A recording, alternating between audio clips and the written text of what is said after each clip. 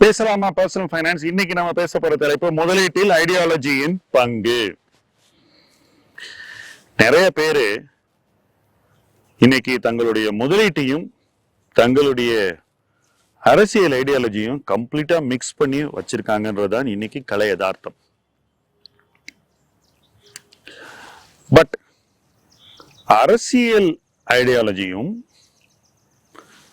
Economic ஐடியாலஜியும் வேற அப்படிங்கிறத நான் இந்த இடத்துல சிம்பிளா பாயிண்ட் அவுட் பண்ண விரும்புறேன். ஏன் தெரியுமா? இந்தியாவில் இன்னைக்கு ரெண்டு பெரும் கட்சிகள் இருக்கு. ஒரு கட்சி ஆட்சியில இருக்கு, இன்னொரு கட்சி எதிர்கட்சியில இருக்கு. ஒரு அப்பட்டமான உண்மையை நான் இந்த இடத்துல சொல்றேன். இந்த ரெண்டு கட்சிகளுடைய அரசியல் ஐடியாலஜி வேறையா இருந்தாலும் அவங்களுடைய எக்கனாமிக் ஐடியாலஜி ஆல்மோஸ்ட் ஐடென்டிக்கல் அப்படின்னு தான் நான் சொல்லுவேன். இவங்க ரெண்டு பேர்ல யார் ஆட்சியில இருந்தாலும் எக்கனாமிக் ஐடியாலஜி கிட்டத்தட்ட ஒரே தளத்துல தான் இருக்கும், ஒரே ட்ராக்ல தான் அது பயணிக்கும். வேகம் மாறுபடலாம், எந்த ஸ்டேஷன்ல வண்டி நிக்குதுன்னு மாறலாம், எத்தனை பேசஞ்சர் ஏத்திட்டு போறாங்கன்னு மாறலாம், எவ்வளவு வசதிகள் ரயில் இருக்குன்னு மாறலாம். பட் பாதை ஒண்ணுதான், பயணமும் ஒண்ணுதான். சோ அரசியல் ஐடியாலஜியை நீங்க காரணம் காட்டி உங்களுடைய எக்கனாமிக் ஐடியாலஜியை நீங்க சரியா புரிஞ்சுக்கலனாக்கா உங்களுக்கு ஒரு மிகப்பெரிய நஷ்டம். அந்த நஷ்டம் தான் காலம். Time you are going to lose very heavily. நீங்க லூஸ் பண்ண டைம் நீங்க திரும்பி எடுக்கவே முடியாதுங்கிறது தான் பர்சனல் ஃபைனான்ஸ்ல இன்னைக்கு மிகப்பெரிய பிரச்சனை. ஆட்சியாளர்களை பிடிக்காது அப்படிங்கிறது பர்சனல் சாய்ஸ். பட் நாட்டில் நடப்பதை பிடிக்காது, அதுவும் அதனால பிடிக்காதுங்கிறது இன்வெஸ்ட்மெண்ட் சாய்ஸா மாறக்கூடாதுங்கிறதுல நான் தெளிவா இருக்கேன். யாருக்குமே ஆகக்கூடாது. உங்க பாலிடிக்ஸ் உங்களுடைய பிரான்சைஸ், எலக்டோரல் பிரான்சைஸ், ஓட்டு எப்படி பண்றீங்க, யாரை நீங்க தேர்ந்தெடுக்க ட்ரை பண்றீங்க, அதுல நீங்க யாருக்காக நீங்க கேன்வாஸ் பண்றீங்க, அதெல்லாம் உங்களுடைய தனிப்பட்ட விருப்பங்கள். பட் உங்களுடைய பர்சனல் ஃபைனான்ஸ்க்கு உங்க பொறுப்பு இருக்கு. You are responsible for that. அதுல நீங்க இரஸ்பான்சிபிளா இருக்கக்கூடாதுங்கிறதா என்னுடைய ஃபண்டமெண்டல் பாயிண்ட். எப்போ நீங்க இரஸ்பான்சிபிளா ஆறீங்க? உங்களுடைய அரசியல் ஐடியாலஜியில வரக்கூடிய கோபதாபங்களை நீங்க உங்களுடைய இன்வெஸ்ட்மெண்ட் பிலாசபிக்குள்ள கொண்டு வரும்போது அப்ப என்ன நடக்குது? நடக்க கூடாதெல்லாம் நடக்கும். டைம் வேஸ்ட் ஆயிடும், ஆப்பர்ச்சுனிட்டி லாஸ் ஆயிடும், அண்ட் அவுட்கமும் கிடைக்க வேண்டியது கிடைக்காது. நிறைய பேர் என்ன நினைக்கிறாங்க, நான் என் அரசியல் ஐடியாலஜிக்கு ஏத்த மாதிரி ஒரு இன்வெஸ்டிங் பண்ணி பணத்தை பண்ணிடுவேன் அப்படின்னு. நிச்சயமா முடியாது. ஏன்னா economic philosophy of the country, economic ideology of the country ஒரு பர்டிகுலர் டைரக்ஷன்ல போயிட்டு இருக்கு. அந்த டைரக்ஷனோட நீங்க அலைன் ஆனாதான் உங்களுக்கு பணம் பண்ண முடியும். அந்த டைரக்ஷனோட நீங்க எல்லா நேரத்திலயும் அலைன்டா இருந்து ஆகணும். உங்க இன்வெஸ்ட்மெண்ட் ஓரளவுக்கு அலைன்டா இருந்து ஆகணும். அதுல ரொம்ப தள்ளி போனீங்கன்னா என்ன பண்ணுவீங்க? ரொம்ப ஒரு குறுகிய வட்டத்துக்குள்ள உங்களை மாட்ட வச்சுக்குவீங்க. நீங்க உங்க முதலீட்டு தேர்வுகளை சுருக்கிக்குவீங்க. அண்ட் அந்த தேர்வுகள் உங்க அரசியல் ஐடியாலஜியோட அலைன் ஆகுதான்னு பாத்தீங்கன்னாக்கா சத்தியமா ஆகாது. சமூகத்துக்கு கேடான கம்பெனில எல்லாம் போய் இன்வெஸ்ட் பண்ணுவீங்க. ஆனா உங்க அரசியல் திங்கிங் என்னவா இருக்கும்? சொசைட்டிக்கு நல்லது செய்யணும், இப்படி செய்யணும், அப்படி செய்யணும், நிறைய ஐடியல்ஸ் இருக்கும். ஆனா உங்க இன்வெஸ்ட்மெண்ட் போய் பாருங்க, சமூகத்துக்கு அதிக சீர்கேட்டை கொடுக்கக்கூடிய கம்பெனிஸ் நீங்க இன்வெஸ்ட் பண்ணிருப்பீங்க. ஏன் தெரியுமா இது நடக்குது? ஏன்னா நீங்க பொலிட்டிக்கல் ரீசன்னால எக்கனாமிக் ஐடியாலஜியை சரியா அப்ளை பண்ணாம உங்க முதலீட்டை ஒரு சின்ன வட்டத்துக்குள்ள கொண்டு போய் நீ சுருக்கிட்டீங்க. அவுட். அந்த வட்டத்துல எதை பொருத்த முடியும்னு தேடும் போது உங்களுடைய சாய்ஸஸ் லிமிட் ஆகும் போது நீங்க எடுக்கக்கூடிய சாய்ஸஸ் ரொம்பவே சோசியலி மோசமான சாய்ஸஸா இருக்கும்.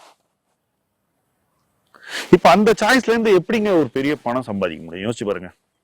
How can you make money by investing in business which don't do good to society? So இந்த மாதிரி பண்றதை விட என்ன பொறுத்த வரைக்கும் பெட்டர் அப்ரோச் என்னன்னாக்கா, நீங்க எக்கனாமிக் ஐடியாலஜியை எல்லா நேரத்திலையும் ரெஸ்பெக்ட் பண்ணுங்க. That is very simple. நான் அதான் பண்றேன். யார் பவர்ல இருந்தாலும் அவங்களோட எக்கனாமிக் பாலிசியை நான் எக்கனாமிக் பாலிசி தான் பார்ப்பேன். இப்போ 96ல என்ன பொறுத்த வரைக்கும் Congress should not have lost power. They should have got power back. Unfortunately, they didn't get power. ஒரு கோலிஷன் கவர்மெண்ட் வருது. நான் அந்த கவர்மெண்டோட பாலிசியை தான் பார்த்தேன். அவங்க யாருக்கு பதவி கொடுத்தாங்க, என்ன நடந்தது, அதெல்லாம் ஓகே, நம்ம கையிலேயே இல்லை, அது எதுவுமே இல்லை. அதுக்கப்புறம் வந்த 2 கவர்மெண்ட் எனக்கு பிடிக்காத கவர்மெண்ட், 2 கவர்மெண்ட். அப்போ நான் பாலிசியை தான் பார்த்தேன்.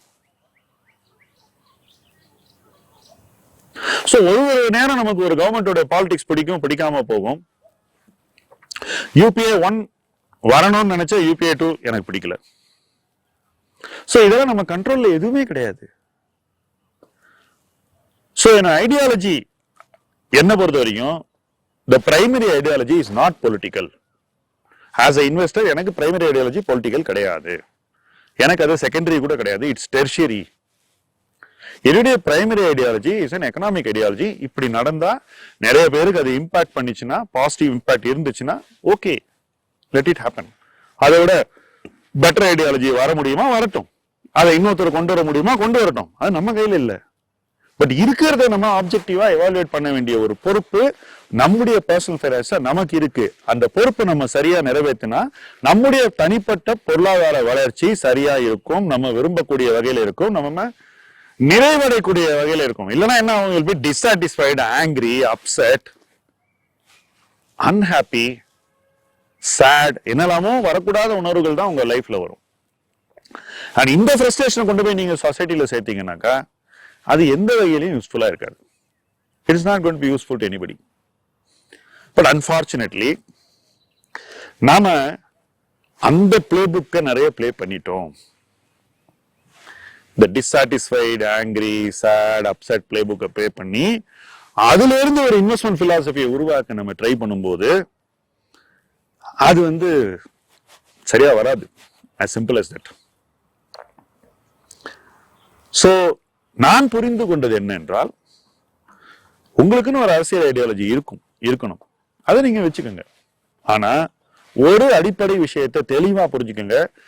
கண்ட்ரியினுடைய economic philosophy and economic ideology கிட்டத்தட்ட ஒரே ட்ராக்ல தான் போயிட்டு இருக்கு. அதுல பெரிய சேஞ்சே கிடையாது. அந்த ட்ராக்ல நீங்க இருக்கீங்களான்றத பாத்துக்கோங்க. டோன்ட் கோ வெரி அது அந்த ட்ராக் எனக்கு பிடிக்கல, ஏன்னா அந்த என்ஜின் டிரைவர் பிடிக்கலன்னு சொல்லிட்டு ரயில் வராத ட்ராக்ல போய் உட்காராதீங்க. அந்த பிளாட்ஃபார்ம்ல போய் நிக்காதீங்க. அங்க போய் ட்ரெயின் ஏற பார்க்காதீங்க. அபத்தம் அது. So make sure that your investments are on the right economic track, on the track of economic progress. அப்ப என்ன ஆகும், உங்க இன்வெஸ்ட்மெண்ட் நகர்ந்துட்டே இருக்குங்க. And make sure that you always evaluate economic principles on economic facts. Don't mix politics, because நாளைக்கு உங்களுக்கு பிடிச்ச politics succeed ஆச்சுனாக்கா நீங்க எதெல்லாம் தப்புன்னு சொன்னீங்களோ அதெல்லாம் நீங்க தலைக்குதான் புரட்டி போட்டு அதை நியாயப்படுத்தணும். ஓகே, நீங்க அதுல கூட ஜெயிச்சிருவீங்க, நியாயப்படுத்துவீங்க, எல்லாரையும் நீங்க கன்வின்ஸ் பண்றீங்க. எல்லாருக்கும் மெமரி இஸ் டூ ஷார்ட்னு வச்சுக்கோமே, அப்படியே வச்சுக்கோ, no problem. But the opportunity loss is too big. நீங்க அந்த நம்பிக்கையில நீங்க இழந்த காலம் இருக்குல்ல, திரும்பி வரவே வராது. அதுதான் இதுல ரொம்ப கோர். பர்சனல் ஃபைனான்ஸ்க்கு இதுதான் கோர். எனக்கு அரசியல் பத்திலாம் ஐம் நாட் பாதர்ட்.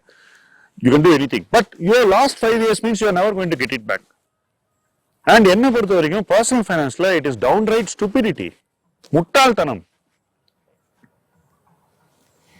ஏன்னா உங்களுடைய தனிநபர் நலன் என்பது இந்த எக்கனாமிக் ப்ராஸ்பெரிட்டியில பார்ட்டிசிபேட் பண்றதுதான்.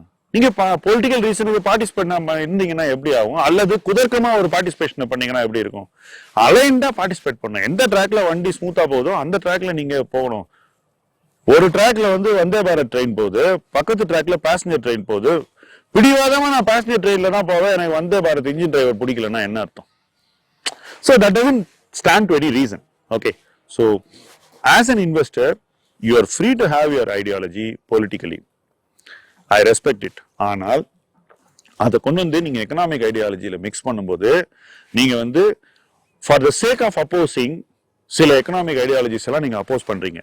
அப்படி அப்போஸ் பண்ணும்போது நீங்க இன்வெஸ்ட் பண்ணாம போயிடுறீங்க அந்த வாய்ப்புகள் எல்லாம். அப்படி பண்ணும்போது கால விரயமாகிறது. Opportunity loss is too huge. அதை நீங்க ஏத்துக்க மறுத்தீங்கன்னா அரசியல் காரணங்களுக்கு நிச்சயமாக நீங்க உங்க பர்சனல் ஃபைனான்ஸ்ல எவ்வளவு உருவாக்க முடியுமோ அதுல கணிசமா குறைவா தான் உருவாக்குவீங்க. There is no mistaking that. என்னுடைய பர்சனல் எக்ஸ்பீரியன்ஸ் நான் சொல்றேன். இதை நான் புரிஞ்சுக்கிட்ட இன்னைக்கு நான் என்ன டிசைட் பண்ணேன், பாலிடிக்ஸ்லாம் விடுப்பா, நமக்கு ஒன்றும் கண்ட்ரோலே கிடையாது.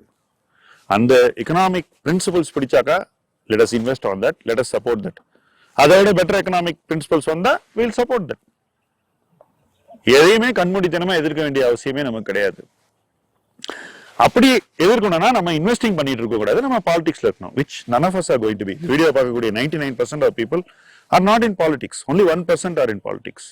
But the 99% of the people should not get misdirected by the needs of the 1%. நம்ம தேவைகள் வேற, அந்த தேவைகளை நம்ம எப்படி நிறைவு செய்யணும் அப்படிங்கிறது தான் நம்மளுடைய பொறுப்பு. அதுதான் நல்ல பர்சனல் ஃபைனான்ஸ். அந்த நல்ல பர்சனல் ஃபைனான்ஸ் எப்பவுமே எக்கனாமிக் பிரின்சிபல்ஸை ரெஸ்பெக்ட் பண்ணணும். எக்கனாமிக் குட் எங்கெல்லாம் வருதோ அங்கெல்லாம் நீங்க வந்து பார்ட்டிசிபேட் பண்ணணும். அந்த எக்கனாமிக் குட்ல பார்ட்டிசிபேட் பண்ணி உங்களுடைய வெல்த் கிரியேஷனை சரியான வேகத்துல சரியான இடத்துக்கு கொண்டு போகணும். அண்ட் உங்களுக்கு பிடிச்ச அரசியல் வந்து அதையே மறுபடியும் செஞ்சாலும் அதையே நீங்க கொண்டாடலாம். வாய்ப்பு உங்களுடையது. வாய்ப்புகளை எல்லா நேரத்திலையும் இழக்கக்கூடாது. எல்லா நேரத்திலையும் வாய்ப்புகளை பொறுப்போடு பயன்படுத்தி கொள்ள வேண்டும். உங்களுக்கு இந்த பொருளாதார வாய்ப்புகள் இருக்கு, நம்ம எல்லாருக்கும் இருக்கு. எல்லாருக்கும் இருக்கக்கூடிய பொருளாதார வாய்ப்புகளை எல்லாரும் பயன்படுத்தி கொள்ள வேண்டியது எல்லோருடைய பொறுப்பும். அந்த எக்கனாமிக் பிரின்சிபலை புரிஞ்சுக்கிட்டா உங்களுடைய லைஃபுக்கான ஐடியாலஜி சரியா வந்துடும். உங்களுடைய பர்சனல் ஃபைனான்ஸ் ஐடியாலஜி நச்சுன்னு உட்கார வேண்டிய இடத்துல உட்காந்துரும். சரியான ட்ராக்ல உட்காரும். ட்ரெயின் வேகமா போகும். போக வேண்டிய ஸ்டேஷன்லாம் நீங்க கடந்து போயிட்டே இருப்பீங்க. அந்த பயணத்தில் இணைந்து பயணிப்போம். முதலீட்டு களம் உங்கள் களம். நன்றி.